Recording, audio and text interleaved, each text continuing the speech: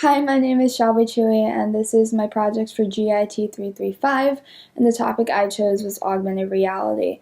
I'm going to basically give you an idea of what augmented reality is, a little bit of the backstory on augmented reality, how we're using it today, and how we're going to move forward with it. So starting out, augmented reality is a technology that superimposes computer-generated image on a user's view of the real world, providing a composite view.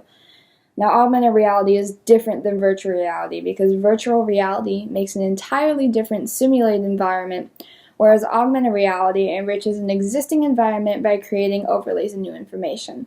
An easy analogy for this would be a map and a grid. The map is your base, and then you can put a grid over the map, and you can add different elements onto it, such as markings, land points, different foliage, things like that.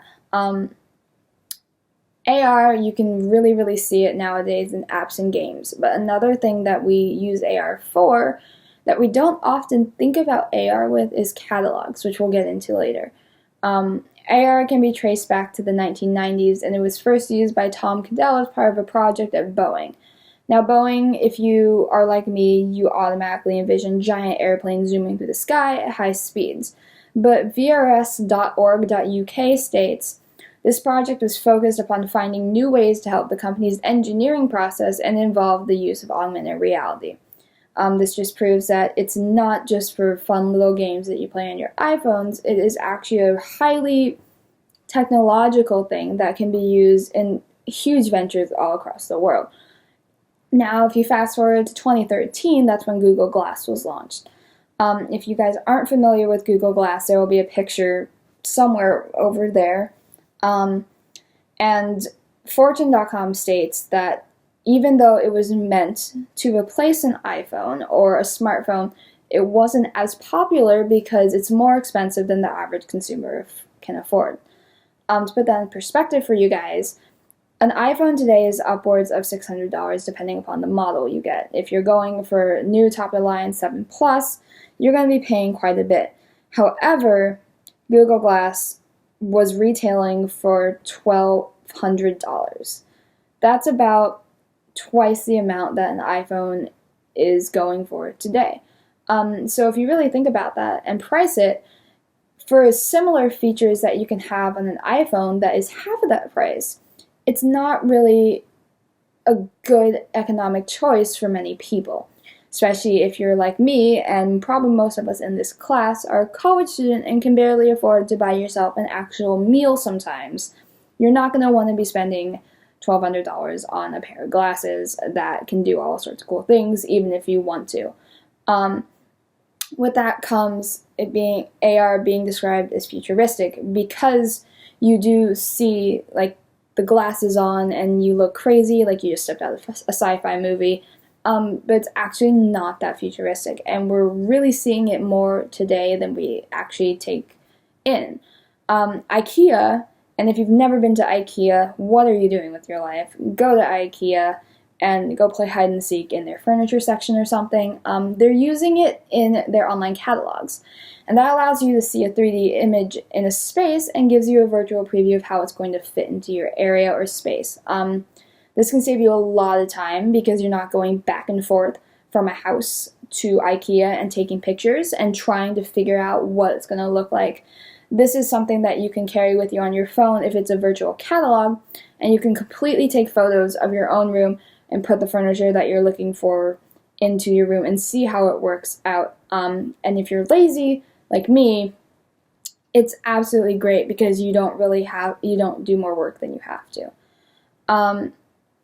So moving on from that, according to Gordon Wettstein, who is a Stanford assistant professor of electrical engineering, and he's from Stanford, so you can pretty much bet he knows what the heck he's talking about, AR could be really seamlessly integrated into everyday tasks, such as communicating, working, information and visualization, gaming outside, and pretty much anything you can come up with. Touching on games briefly, games like Pokemon Go, which, unpopular opinion here, I'm not super into, is a huge AR landmine. If you need a debriefer and are the 1 in 1,000 people that haven't ever played Pokemon Go, Pokemon means pocket monster in Japanese. So with Pokemon Go now that uses AR, you can pretty much carry around your Pokemon without carrying a giant Game Boy or a Nintendo DS in your pocket, which, let's be real, I have definitely done. When I was younger, I may have taken this whole Pokemon thing a little bit too far. I'm also going to insert a picture of a screenshot over here again that shows what you can do with this. Pokemon Go has this ability for you to flip your camera and actually superimpose what you're catching and what you're chasing onto the screen in front of you. That means if you're walking down the street on Mill Avenue, say, and a Charmander randomly comes up and you want to catch that Charmander, you can see the Charmander in your actual area. So you can see all the trees and the shops in Mill Avenue, there's just a Charmander superimposed onto your screen. That being said, I'm also going to insert this lovely photo of me sitting at a table on my 21st birthday waiting for a drink, and my best friend is currently catching a Zubat on my face. That's a screenshot from his phone. It shows you guys how it really shows depth on it and shows that there may actually be a Zubat on my face, which I really, really hope there isn't. Another example would be Oculus Rift. If you guys have never seen one of these in action, I highly encourage you go check it out. I'm going to link a channel down below in the description bar so you guys can go see these kids play with an Oculus Rift. If you don't really know what an Oculus Rift is, it's basically like a pair of goggles with a screen on it. As you tilt your head with those goggles on, however, you get different frames of where you're at. So it's super popular for simulation games. They use it a lot for horror games because it gives you the feeling that you're in this area and everything is coming at you. It's hilarious to watch when people play with it, and if you're me and someone that is very jumpy and gets scared easily, it's a super immersive experience, and it just heightens everything around you, especially because you're also using your fingers on the control pad to move around the room as well as moving your head and seeing where you're going. However, AR isn't just for fun though. In a 2013 article by edutopia.org, AR is also an amazing way students can be connecting with their teachers. An app called Aurasma allows students to engage and create an AR experience of their own. Edutopia goes to list some of the different ways that it's been used, such as homework mini lessons, which allows you to scan a page and a lecture from your teacher comes up and it shows you how to solve a problem. This is super great for visual learners like me who want to see how something is done rather than just having a book placed in front of them and quote-unquote hoping for the best. You can also go into some science labs and you can walk around and you can scan different tools in the science lab and see how they use them. I think this would be pretty cool. I went to an art school, so we never had any huge chemical explosions that took place, which you shouldn't have anyway in any science lab, granted. But if you want a hands-on way of seeing how to work something such as the safety equipment, this is a fantastic way. They also mentioned something about a faculty photo wall where you can scan faculty pictures on the wall and a video or a 3D element comes out and the faculty actually tells you about themselves, which is super cool because instead of just guessing who your teacher is before you actually meet them, you kind of get a feel of who they actually are. I've been lucky enough to experience an AR app in my school experience. It's called Junaio, and you have to have a special book, obviously. But you take your phone, you download this app, and you scan pages in this book.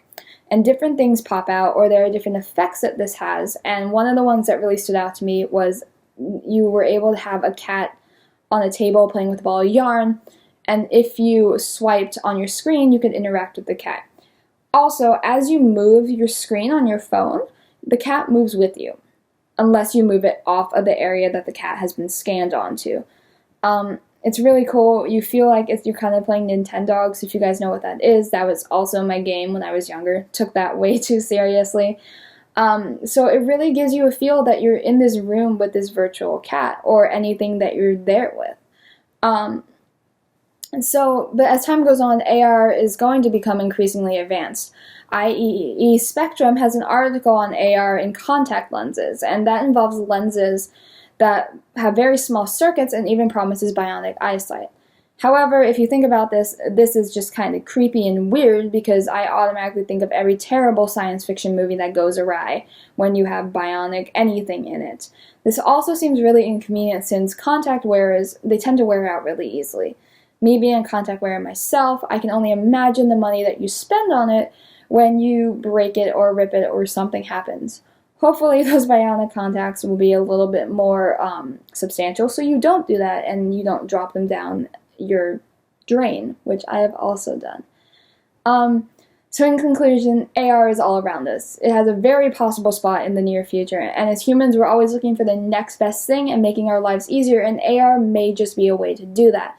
As technology progresses, it may get even more immersive, and that's something that you can definitely look forward to, and that can definitely also be scary. So with that being said, thank you so much for listening to this. I know it's a very quick briefing on AR, but AR is a very big subject, and I didn't want to bore you all with a half an hour or an hour long video. So make sure to go check out the links down below. The Oculus Rift one is really, really cool. I'll also link down below Junaio, and you guys can kind of see what I'm talking about when you scan a phone over a piece of paper and something comes out to pop out at you. That's it for me. Thank you guys so much for watching, and I hope you guys all have a fantastic day. Bye.